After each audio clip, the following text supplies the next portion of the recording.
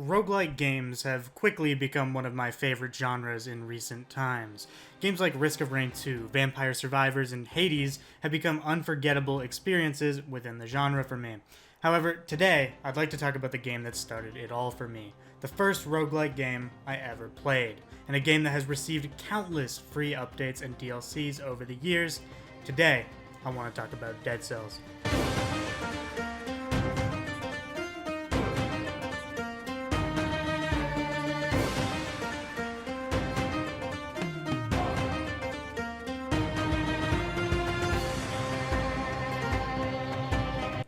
Dead Cells first appeared on my radar shortly after its early access Steam release in 2017. The similar naming convention to Dark Souls is what immediately caught my attention, much like many others. It was actually thanks to a lot of Dark Souls content creators at the time that I had even heard about this game at all. I remember people calling it 2D Dark Souls or things of that nature. At the time, I had actually made the transition from PS4 to PC gaming, and I was looking for new experiences after finishing all of the Souls games on my PS4. Ultimately, I ended up buying Dead Cells and playing it for a large chunk of time. It's actually pretty mind-blowing to take a look back on the early access phases of Dead Cells, as it was a completely different game. There's only two major bosses at the time, being the Watcher, who we now know as Conjunctivius, and the Incomplete One, who we now know as the Concierge. It wasn't until later stages in the early access period that they added Timekeeper and the Hand of the King, staple bosses of the Dead Cells base game. Now, I don't remember playing a ton of Dead Cells during the early access phase, but I must have clocked in around 10 to 20 hours or so of playtime. It wasn't until the 1.0 update in 2018 that I actually started to play the game quite a bit more, but eventually I would just forget about Dead Cells entirely. I made a couple of brief returns to the game for the free Rise of the Giant expansion as well as the paid Bad Seed expansion, but I never really found the game hooked me again. I thought it was a fun experience, but I never had the desire to chase the higher boss cell difficulties or try to unlock everything. Now, fast forward to the current year of 2024, and Risk of Rain 2, another one of my favorite roguelike games, had an announcement showing off a brand new Dead Cells themed skin for my personal favorite character in that game, the Mercenary. Seeing this skin got me interested in trying Dead Cells out again, so I picked up the 3 DLCs that had come out over the past few years, and I started where I left off.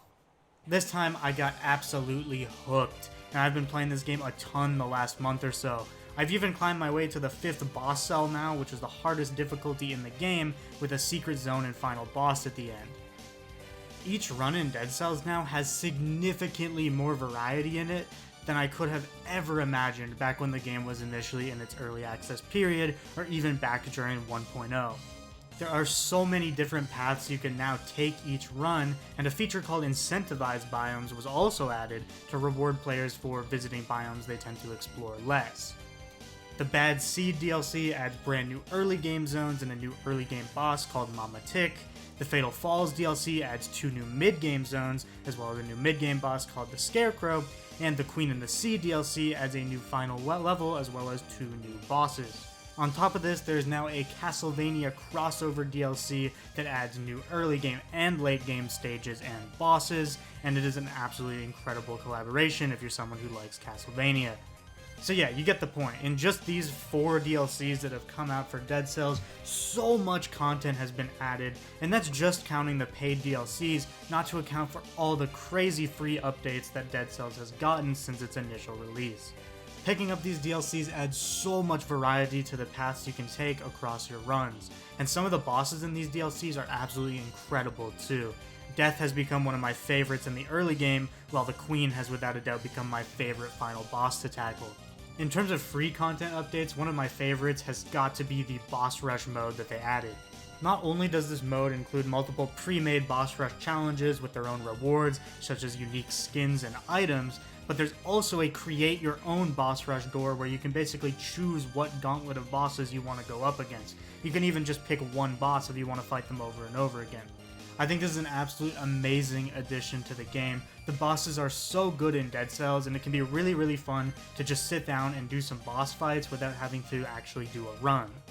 But having talked about some of the updates and new content added to the game over the years, I want to quickly go over the actual gameplay loop of Dead Cells itself for those of you who may have never even played this game before. What does a run look like in Dead Cells?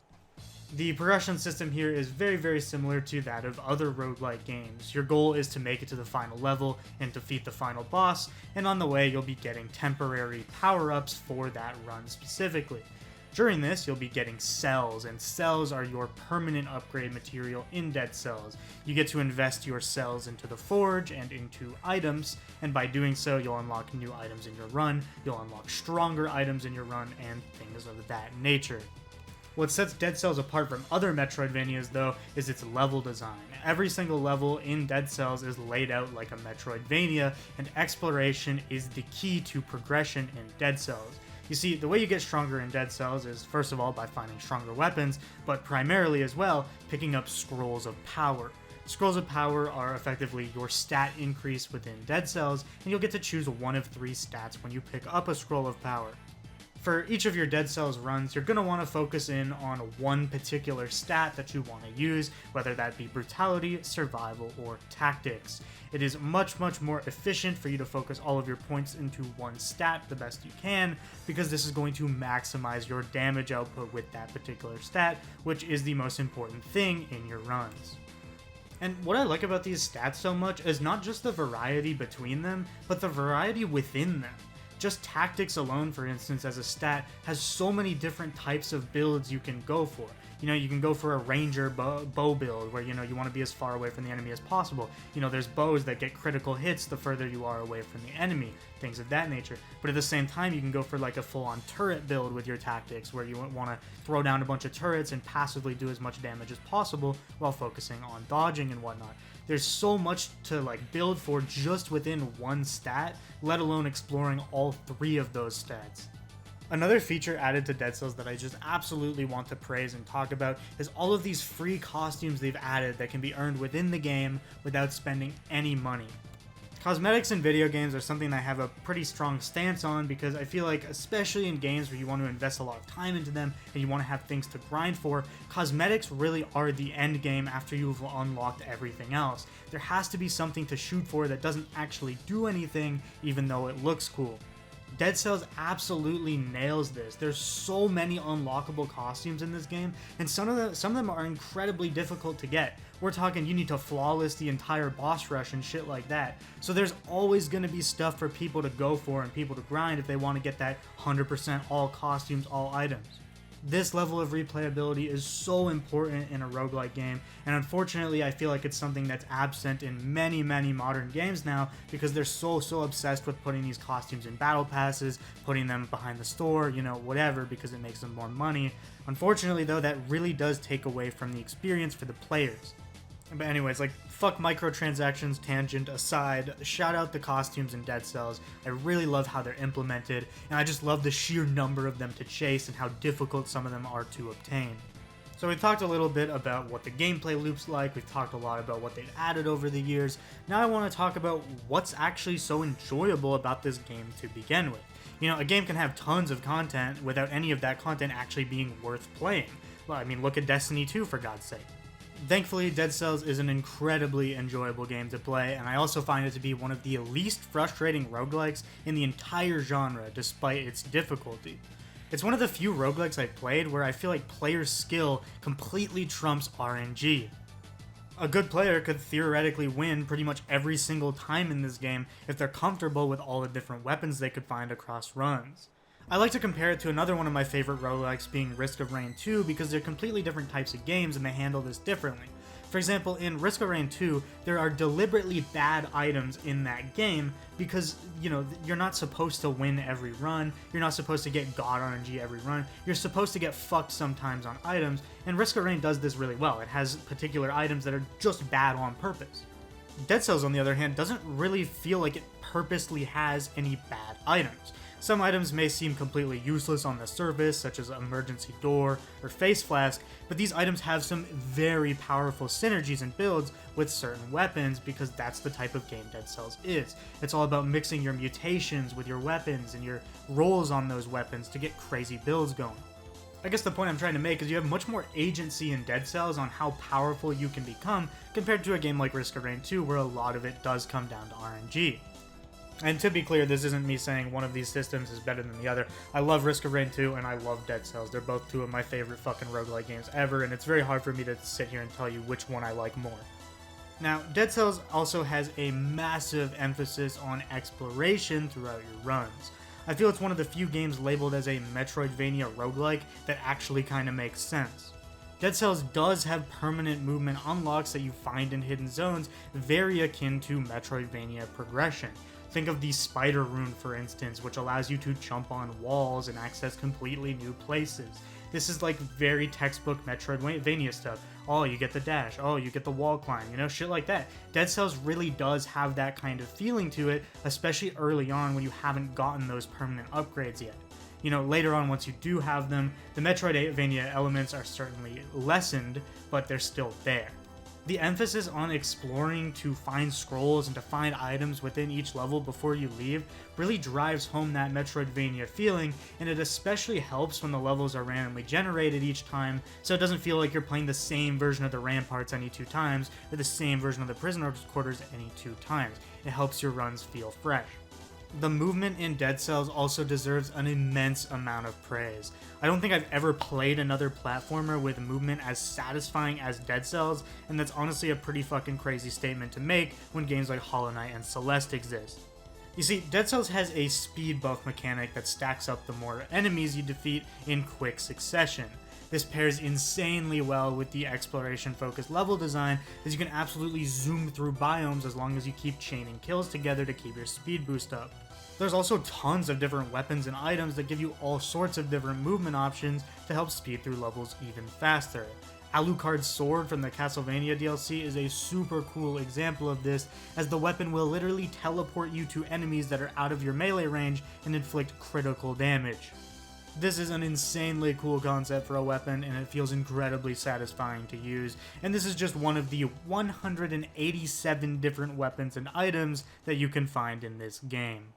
It's absolutely incredible to me how many different weapons have been added to this game over the years, and just how unique each and every one of them feels. A recent addition that I absolutely love are the sewing scissors, a gigantic pair of scissors with this huge swing arc. They have an insanely powerful ability that causes multi-kills as long as one of the target hit by the swing dies. This means you can literally line up an insanely powerful enemy, like we're talking an elite enemy with a very weak enemy like a rat that just dies in one shot, and you can kill both of them in one hit with the same attack.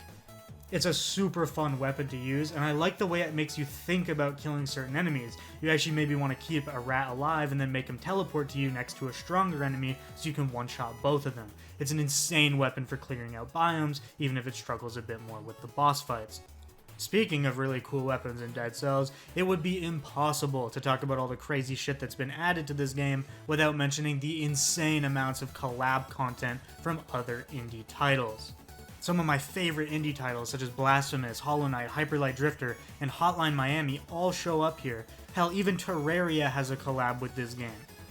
The Pure Nail from Hollow Knight and the baseball bat from Hotline Miami have quickly become some of my favorite items in this game to pick up. The Pure Nail especially is such an accurate translation of how the weapon actually feels in Hollow Knight. It has that slight pushback on enemies when you swing at them, plus it has the added benefit of dealing critical damage when being swung either upwards or downwards. Yes, you can aim it like as Hollow Knight. The sheer amount of collab content here really makes Dead Cells something quite special, even among other roguelikes. I mean seriously, if you're interested, just go look up at Dead Cells collabs and see all of the different indie games they've collabed with. I guarantee you some of your favorites are going to be on the list. I don't even know of another indie title that's managed to get so many crossovers in one game. It's fucking Smash Ultimate in this bitch. What's even better about all of this too is just how easy all this collab content is to unlock for a new player. Each time you start a new run, there's going to be a secret zone in the first stage that unlocks a new collab weapon, and this will happen every single time you start a new run until you've unlocked them all. This means if you just wanted to focus on unlocking all of the collab stuff, you could keep restarting stage 1 over and over again and constantly unlock new collabs. It also creates a nice stream of unlocks when you're just playing casually, because every time you restart, there's at least something new for you in the first stage. To me, this is such a good design decision because it means someone who maybe picked up the game because their favorite collab was in it, they're able to immediately go and hunt for that collab item they want and get it right out of the gate without too much farming. So yeah, if you can't tell, Dead Cells has won me over yet again after coming back from a very, very long hiatus from this game, and boy am I glad I did. Like, holy shit, the amount of content there is to come back to and just be mind blown by is truly amazing. So if you're someone like me who maybe hasn't played Dead Cells in a very long time, or maybe you've never tried it and for some reason you felt compelled to click on this video, then by all means, that is your signal. Go try this game. I'm telling you, you cannot go wrong with it. It's a pretty cheap indie title. You can just go grab it with all of its DLCs for like 20 bucks, and you're gonna be smooth sailing because it's a fucking fantastic experience. I will say, if you go into this game expecting 2D Dark Souls because the title is Dead Cells, like many of us did, you know, back when the game had first come out, you're probably going to be disappointed because this game doesn't actually play anything like Dark Souls. Even though it clearly has inspiration here and there, you know, there's pictures of Solaire in the castle and stuff, it's really cool. This game doesn't play like Dark Souls. It's its own 2D, you know, fast-paced combat system that has a lot of identity and character to it. I highly recommend you give it a shot because it feels so damn good to play once you get used to it. Ultimately, Dead Cells might be the most impactful roguelike game I have ever played. Without it, I likely wouldn't have explored nearly as many titles within the genre and found as many favorites as I did, such as Risk of Rain 2. With the end of updates for Dead Cells being announced earlier this year, I figure I would make this video to hopefully encourage other people to either revisit Dead Cells and try out all the new content, or potentially try out Dead Cells for the very first time. I assure you, the version of Dead Cells that we have today is absolutely exceptional and brimming with content.